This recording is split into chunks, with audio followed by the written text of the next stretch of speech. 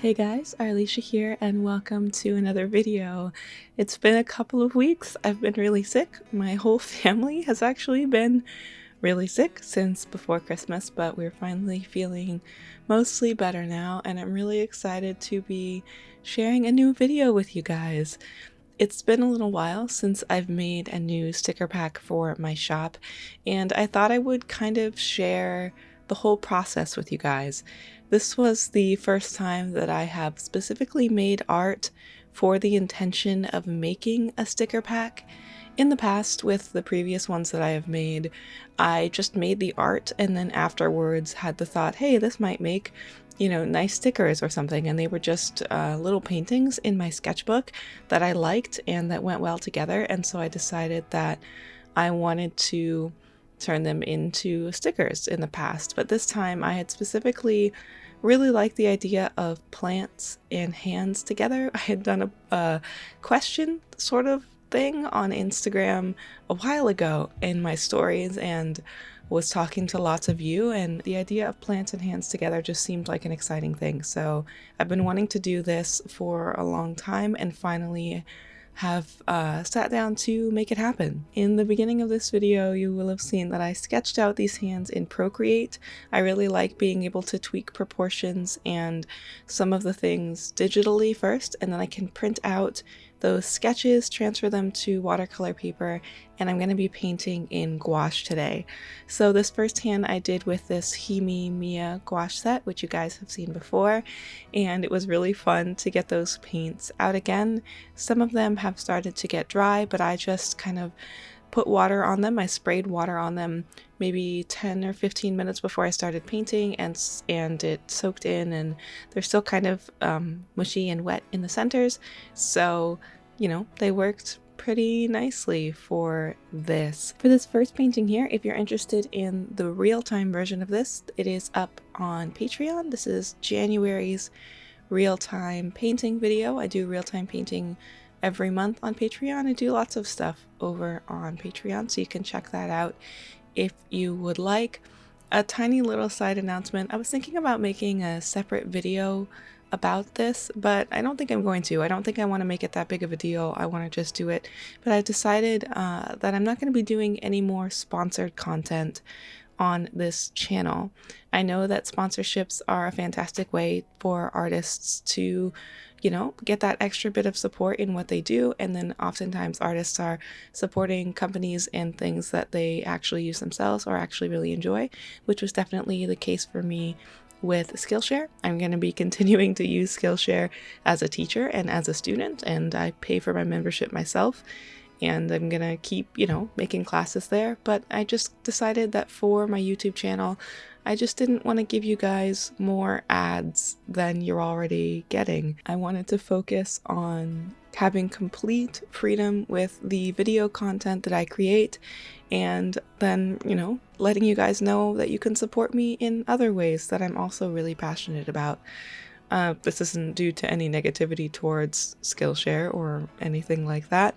And I have been getting offers from other companies to do sponsorships. So companies that you might often hear other YouTubers being sponsored by, I've been getting emails, and I've just kind of decided that I just don't want to put more commercials in my videos. I want it to just be about this and what we're doing in our community, and I'm really grateful for the other ways that you guys are supporting me. Things like buying anything from my shop, or watching literally any video, leaving a like or a comment, or supporting me over on Patreon. It's been so nice getting to share, I guess kind of more personal things over on Patreon, and more little regular updates, and letting you guys know how the week is going and how I'm feeling about particular things. It's just been really nice seeing that grow and develop. So if you want to support me there, you can. I do lots of things over on Patreon, and there's a real-time video of that. And if you sign up at that tier, which is the $5 a month tier for real-time videos, you get access to all of the real-time videos that I've made. So every video I've made since I started my Patreon, you can see all of those real-time videos. I also do monthly sticker sheets for my patrons, and in February the theme for the sticker sheets is going to be, I think we picked watercolor and gouache flowers as the subject for that. So everyone who signed up prior to February 1st is going to be getting one of those sheets this month, and I do a new sticker sheet every month for Patreon, so you can check that out if you would like. And a massive thank you to every single one of you for watching videos or doing whatever it is that you've done, leaving a nice comment or a like on a video. It's the reason that I can say that we're not doing sponsored content anymore, and we're just gonna move forward and keep doing this art community thing together. So thank you for making that possible. I'm grateful for the experiences that I've had, and I'm really excited about moving forward. Starting with the second hand, I moved into actually using a different gouache set. This is a plastic folding palette that I have that has gouache in it from a couple different brands like Holbein and M. Graham, and maybe even a little bit of Da Vinci, I think. Just a couple of brands of professional gouache, and I just wanted to see if I could feel the difference between this gouache and the Himi set.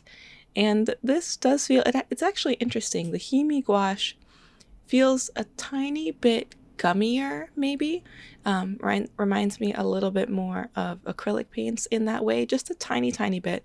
And then the professional gouache has a little bit more of a velvety finish, but they're both really easy to use and they both give me results that I like. The professional gouache is a little bit milkier, and they're just a tiny bit different, but I think that you can create really nice artwork with both of them. And I don't necessarily think that I could pick a favorite and say this one will always be better than this other one. I do also think that I'm able to mix slightly cleaner colors with my professional gouache, which makes sense. So just the kind of things you would expect to be different from something closer to like a learning or student grade paint versus a professional paint. But they're still nice, and I like both sets. With each of these hands, I was focusing on a specific hand pose, of course, and some sort of flower thing. For the first one, we did chrysanthemums, and the second one here is actually just cotton.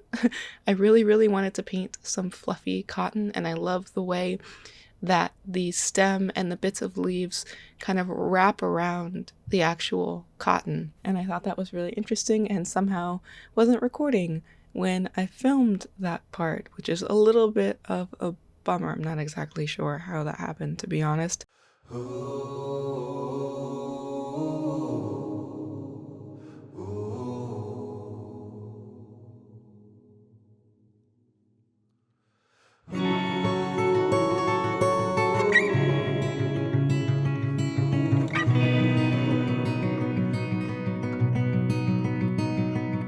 I was lost in the woods, on the dust, and the fairies found me. And for the third hand, once the first two were done, I decided to use baby's breath as the plant thing for the third one. And then my camera battery died and I didn't know. And I painted the first layer on this hand, so oops.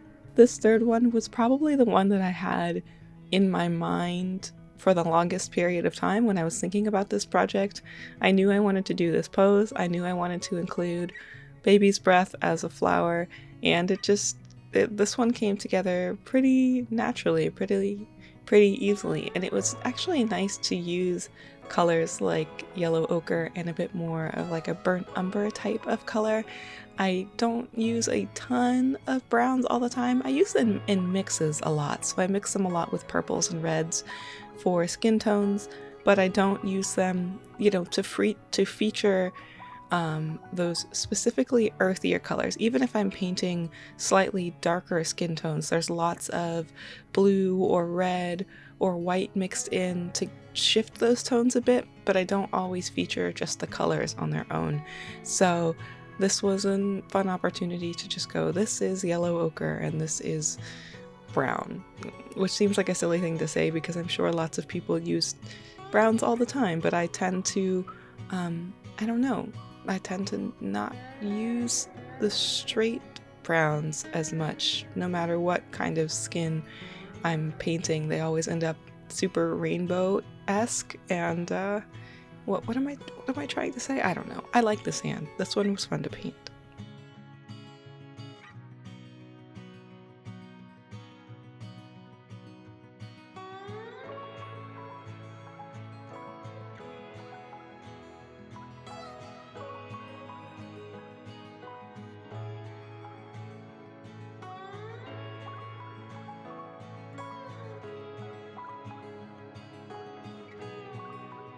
I almost always do gouache when it comes to making sticker packs. I mean, not almost always. Every sticker pack that I have made has been gouache paintings. I find that illustrative, flat finish of gouache makes the paintings really easy to scan and prep for printing on sticker paper. I always get worried that some of the intricacies of watercolor details will get lost a bit. I have done plenty of watercolor paintings into stickers, especially for Patreon, but when I'm making a pack, I don't know what it is. I gravitate towards gouache, and it's a fun opportunity to use that more, and that's exactly what happened with this pack. I knew I wanted to make a sticker pack, so the gouache came out.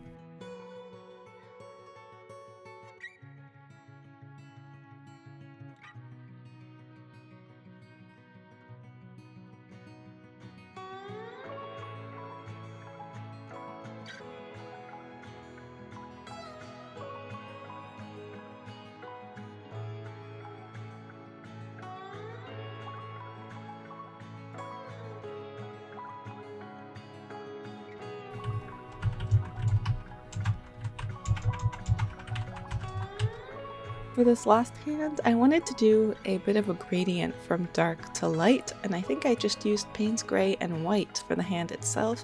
And then for the plants, I was using String of Pearls, which is a succulent. It's actually a plant that I used to have. I showed it in a video or two when I first got them, but the plant died. It's like one of the few house plants that I've had that didn't make it, which bums me out a bit. I know I didn't take as good care of it as I could have or should have, but I always really loved that plant. It had such a neat look to it, and I thought it would be a fun, kind of nostalgic thing to include it for this painting. You'll notice that there's actually more of like an ivy-esque sketch for this hand, but I thought that the leaves and the size of the leaves was a bit distracting from the silhouette of the hand.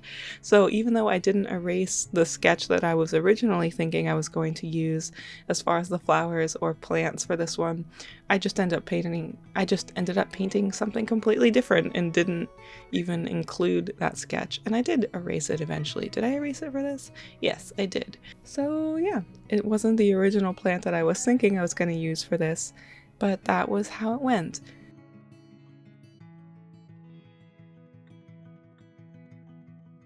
And once all 4 paintings were done, it may have seemed like, oh yay, the hard work is over, I did it, I painted the hands, and it was definitely a big chunk of the work over. But next came the scanning and the editing.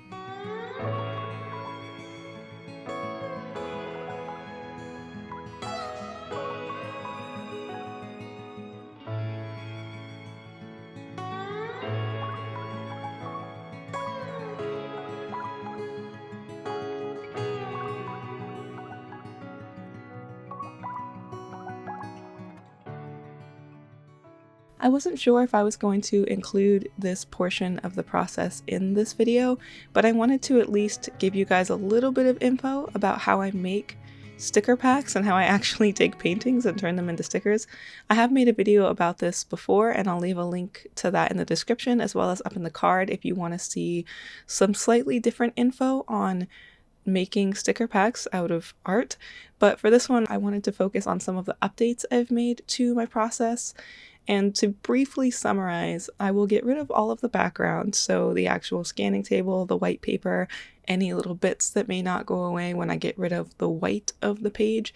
and putting my image on a black background is really helpful for seeing any little specks that I may have missed.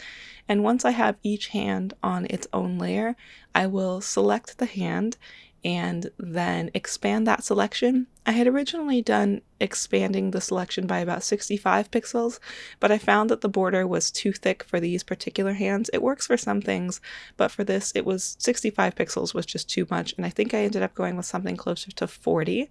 These are scanned in at 300 dpi, so I expanded that selection by about 40 pixels and then smoothed the selection by 20 pixels, which would give me a nice smooth sticker border so that it wasn't too jagged, because it would have just been kind of the outline of the sticker.